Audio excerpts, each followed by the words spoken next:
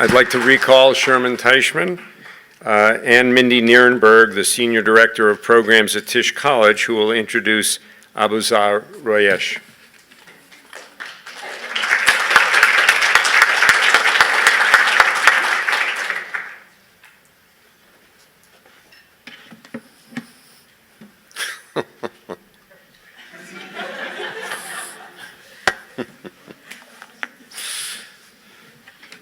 It's a great honor to be here to represent Abuzar.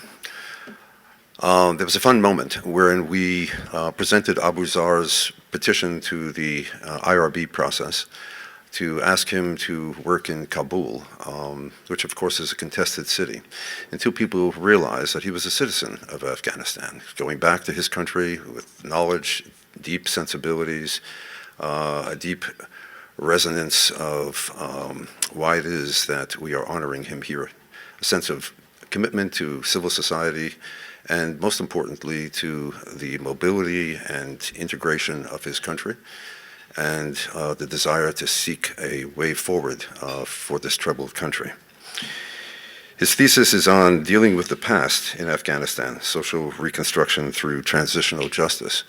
I'm pleased to be involved in that. There's a very interesting book by David Reif called Forgetting the Past, which is a different twist on the whole question of remembrance and accountability. But Abuzar has struggled, as many of our students have, with the question of accountability and responsibility for societies that are torn by war. As you saw with Ananda, dealing with international development and post-conflict, a large part of what the university does so well is educate its students to engage in the world in some of the most vexing problems.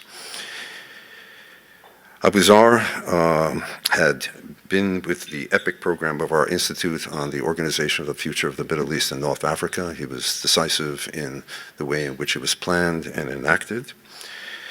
He was tasked by me to help one of our PhD students, Jean-Louis Romanet, who is working on a civil society project in Libya, and did remarkable work in the context of really dealing with some very vexing issues and very, very controversial issues, and quite remarkable Libyan dissidents. You were involved with the Ford Foundation as a field researcher and interviewer in Kabul, basically looking at family empowerment studies. I remember trying to, one of the recipients of the Jean Mayer Award of the Institute was Ashraf Ghani, and we contacted him to try to see what could happen possibly for Abuzar. But Abuzar beat us to the punch and managed to create an internship with the Vice Speaker of the Parliament in Kabul, working on issues such as money laundering, marriage law, legislative processes, which were very, very contentious, and received the highest accolades. He has been the creator of the 123 Project, a founder and program director of this program that deals with education and leadership for male youth between 13 and 60 in a very importantly contentious area with IDPs, internally displaced peoples, aiming to combat the appeal of extremism in Afghanistan, something we're very proud to promote and will continue to promote. You were a representative of the University at the Clinton Global Initiative, where appropriately you spoke about how millennials are driving social change. And you were chosen to be the first class of the Mass Atrocity and Genocide collaboration, a proud phenomenon of our university, dealing with issues that you know very well, and where again you distinguish yourself with scholarship and with a certain kind of maturity that people, I think, would not expect of an undergraduate. So it's a tremendous honor to have you in our world and to be able to present you here. You took courses at Fletcher and scored at the highest level on understanding civil wars and economic statistics. You have quantitative and qualitative sensibilities, but mostly you have humane sensibilities, and we're very proud to have you as a member of our community.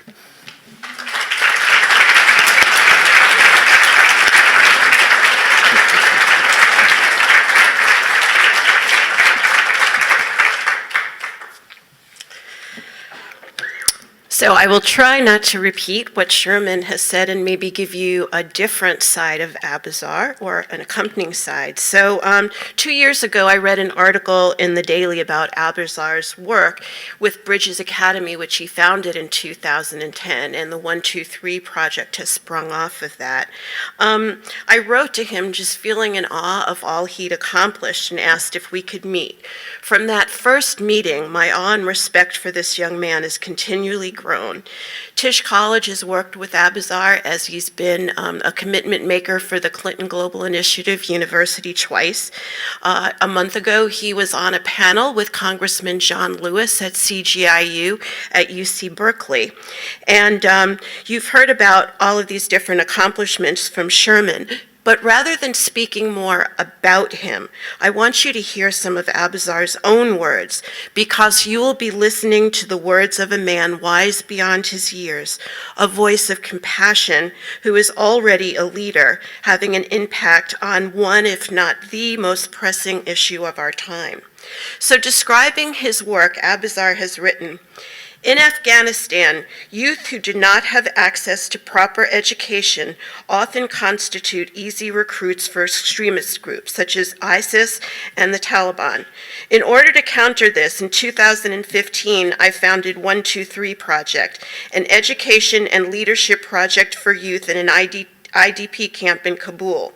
The youth in the camp come from very volatile backgrounds, and given that they have received only religious education or no education at all, are extremely susceptible to violence and radicalism. Many of them have worked illegally in poppy farms, been in and out of jail, and have family members who are substance addicts. The 123 Project conducts short-term leadership camps that aim to reverse this kind of extremism and violence and provide an alternative path through empowerment and education. The project aims to not only change the mindset of these youths through an interdisciplinary curriculum, but to also transform them into ambassadors of change and peace in their families and communities." And then lastly, I want to read you a quote from Abuzar's participation in the panel last month. "There is a fundamental flaw in how we view extremism.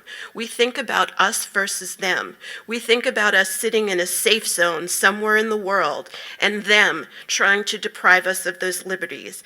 But people on the other side that we identify as terrorists, really they are no different from us. I am Afghan, but grew up as a refugee in a refugee camp in Pakistan. The Taliban had taken over the country, and a lot of people living in the refugee camps turned into extremists. Through everything, many people become marginalized. I could easily have been one of these people if not for the access to opportunities and incredible people in my life. I could have easily been on the other side of this line, been one of those who we perceive as other.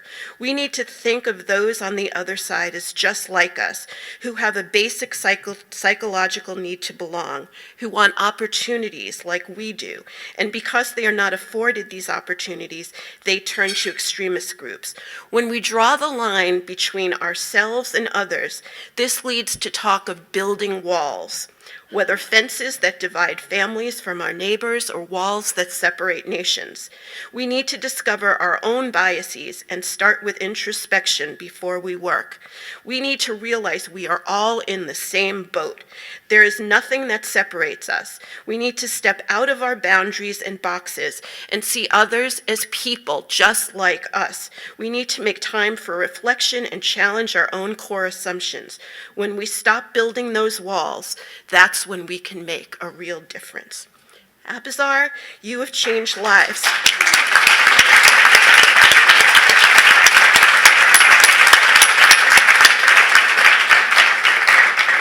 Abuzar, you have changed lives. I also believe Tufts has been the better for your presence, and your impact here will continue.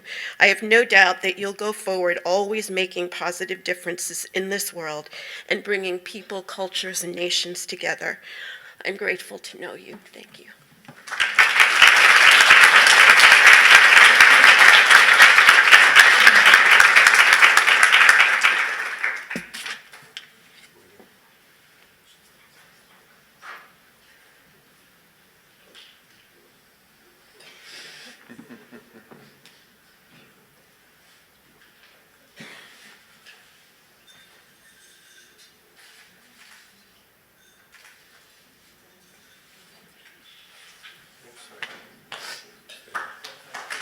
Chairman?